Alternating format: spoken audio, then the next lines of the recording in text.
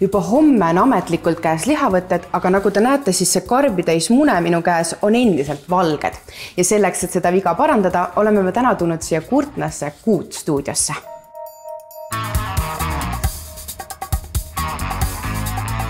Kuna mina ei ole kõige suurem Mihkel munade värvimises, siis ma olen endaga siia palunud ka käsitööõpetaja ja blogija Anna. Tegelikult sa oled väga õigesse kohta sattunud, sellepärast et Kuut oli endine tootmiskanala ja mul on 3 ideed, kuidas nagu väga-väga lihtsalt mune värvida. Aga ma saan aru, et munad on meil ette keedetud? Jaa, et kui klassikaline selline munade värvimine toimub sibulakoortega ja niimoodi, et me hakkame tooreid munasid siis sinna sukkpükste sisse panema, sibulakoori, mingeid looduslikke materjale, siis mõtlesin, et täna teeme natuke sellist ohutumat viisi, nii et munad on meil enne ära keedetud, nii me saame kohe värvimise juurde asuda. Võtaks kõigepealt võib-olla siis kõige lihtsamad nagu käed soojaks saada. Ja see on meil riisipakid ja need võib panna mingi ekstra kilekotti sisse, nüüd see pakk lahti ja kalla lihtsalt riisi ja kotti sisse. Ja nüüd meil oleks siia riisi vaja lisada siis toiduvärvi, et see lihtsalt pigistad mõned tilgad siia sisse. Mida rohkem paned, seda tumedamaks läheb, mida vähem paneb, seda heledamaks läheb. Ja siis proovid selle värvi siin natuke laiali saada, ehk siis seda mudida lihtsalt.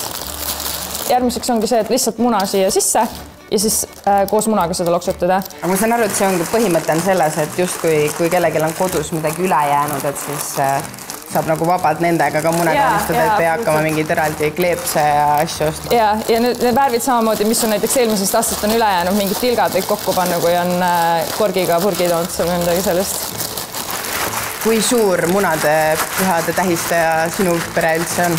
Alates Covidist ma olen teinud sellist munadepüha aarete jahti, mis tegelikult nagu ei ole otseselt Eesti traditsioonidest, aga kuna kõik see kommerts on meile tulnud ja ma olen seda enda blogis jaganud, nii et kõik saavad seda alla laadida. Sellel aastal on selline ristsõna, nii et lapsevanem peab printima 2 lehte välja selle ja siis need vihjekaardid ja need vihjekaardid tuleb lahti lõigata ja peita siis tuppa laiali. Nii et saab ühed valitsuskorteris teha, võib õues metsas teha, et ükskõik kuhu neid silte peita saab. Nii, siis võib seda vahepeal siit välja võtta ja vaadata, milline ta on. Kas sa oled rahul sellega? Just, see on väga kunstiline. Jaa, mul on ka päris lahe. Ma arvan, ma ei tahagi rohkem panna siia midagi. Nii, järgmine on selline asi, et majapidamispaber, võtad endale 1 tüki ja me saaks muna siia keskele panna. Ja nüüd meie eesmärk on siis see, et me vildikatega, täiesti kõige tavalisemate vildikatega teeme siia mingeid mustreid ja värve ja siis me paneme pärast muna siia keskele, paneme siit ülevalt kummiga kinni, ehk siis nagu point ei ole neid ääri väga kaunistada, vaid pigem nagu see osa, kus sa näed, et see läheb siit kinni. Kui palju sa ise näed, et inimesed on nagu hakanud aastatega neid leidlikumaid viise leidma munade värvimiseks? Või pigem ikkagi minnakse nagu seda sibulakoore ja kapsalehe teed? Minu meelest kogu see Pinteresti ja YouTube'i ja TikToki maailm tegelikult on sellist käsitöö tegemist mega palju elavdanud. No ja kuna muna on keedetud, siis nagu hiiglama ettevaatlik ei pea olema.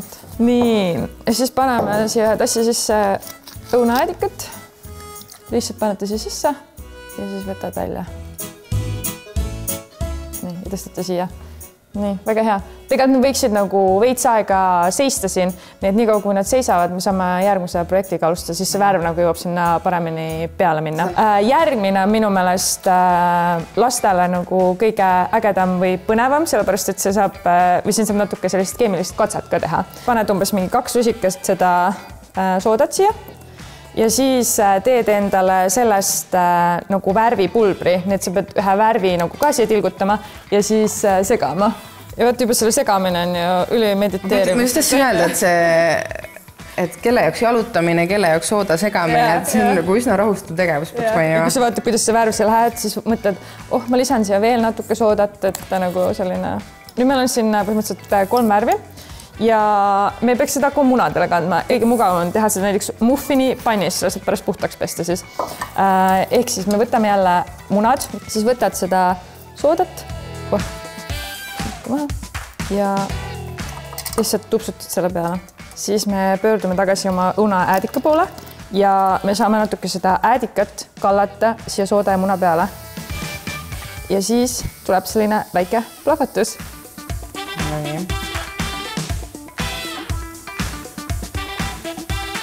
ja siis selle saab lihtsalt külma vee all muna puhtaks pesta, kui ei taha käsi määrida, võib kasutada kummikindaid, sest need toiduvärvid jäävad natuke ikkagi näppude peale, kui need tulevad maha.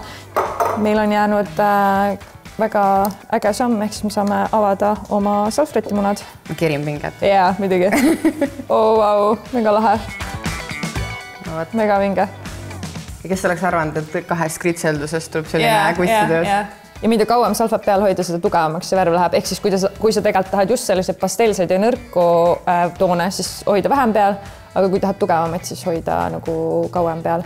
Ja nii meie 3 eritehnikas kaunistatud munad valmis saidki.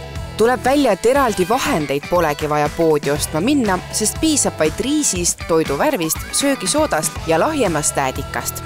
Kauneid kevadpühi ja vahvat munade värvimist!